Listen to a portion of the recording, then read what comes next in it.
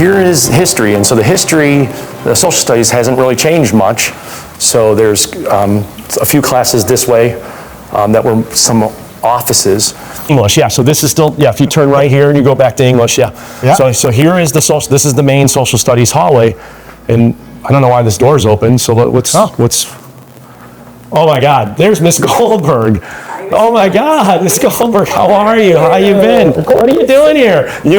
Visiting and celebrating the 40th reunion of the class of 1985. Which I'm a member, and you remember this guy here, Mark Bulander. This is Goldberg. Oh my So God. good to see you. It's Amazing. It's so good to see you and know that you were successful because of your education here. Yeah, so you were here, how many years did you teach here, Dan? I taught here, let's see, I was at Morton West for 1 or 2 years, and then I was here for 36 years. Yeah, so Mid-70s to 2012. and I had the pleasure of teaching your 3 children, That's right. and Mark, this is funny, you were saying you babysat The first one. Julia. You babysat Yes. Julia. Oh my God, Yes. that is just so funny. And he came over when she was about a month old, and you were holding her, and you said, "Why don't you two go out?"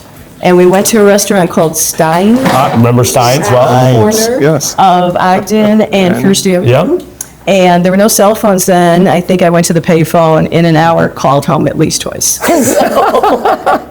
Always with the first one, right? You get a little. In a month. She Yeah, was she's really on little. the phone. That's They amazing. were sitting with her so calmly. We came back, they were still sitting with her Yeah. so calmly. That's So it was awesome. very nice. What a great. It was very nice. What's It helped to live in the neighborhood. Yeah, right. Helped to live in the Right. Yeah, same with me. We Right. lived here, and Right.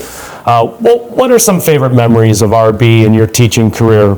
Oh, I have a lot of them, but I think one of my most interesting memories is the day that Bill Ayers came to talk. And he came after school. We had 200 plus people in the auditorium. Bill Ayers was a very controversial figure, and in 2008, he became enmeshed in the Obama campaign. Okay. So kids wanted to know why, because they remembered Bill Ayers as a polarizing figure in the Vietnam War. And I remember one kid said, "Wait a minute, how old was Obama during the Vietnam War?" And I said, in the year that we talked about, 1968, he was a total of 7. Yeah. And they couldn't understand why Obama was getting so much backlash for his association with him. Right. And it was much more recent at the University of Chicago. Chicago, right. I remember that. Yeah. They were both involved with an education consortium, and the kids wanted to hear it from his own mouth. Yeah. So we had him here, and the press was here, and police were here, and it was quite a radical, crazy time. Yeah, yeah. And all he talked about was his education career, telling the kids to vote, telling the kids to get involved. Yeah.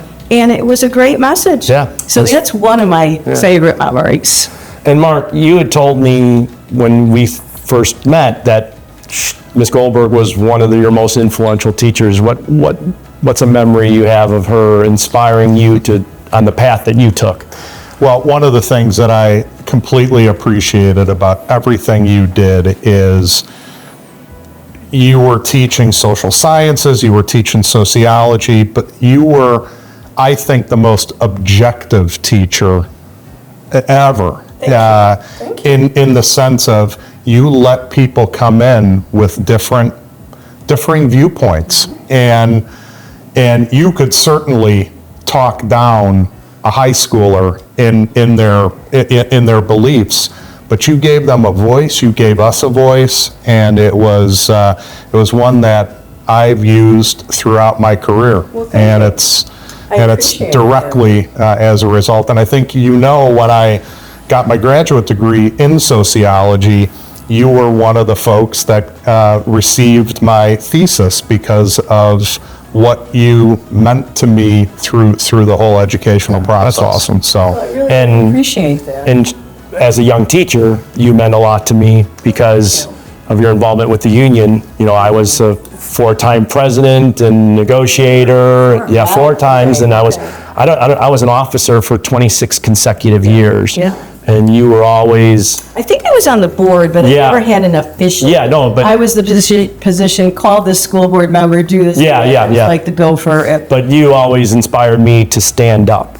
And I think I was so surprised that you were here visiting RB and we were able to stop by and see you. Well, what was interesting is when I first got here, there was the union president at my door giving me this long speech about why I should join. Because at the time, it was not closed shop. People Right. could join or not join. Now, most teachers were members then, but certainly not all. And I said, hold the speech.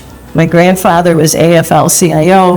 My dad was Chicago Teachers Union. Yeah. Where do I sign? Yeah, right. I mean, there was no question. And going back to what Mark said, I hated it when the class agreed, if they asked me an opinion, let's say, okay, what are the headlines back there? They say, what did you think of FDR? So I would give my opinion, and if everybody in the class agreed with me, I would almost get mad. I'd say, come on, somebody must have liked him. Right. And for good reasons. Right. Tell me what he did that made the country upset. Right. And then they're thinking, okay, what were his bad points? Because everyone has them.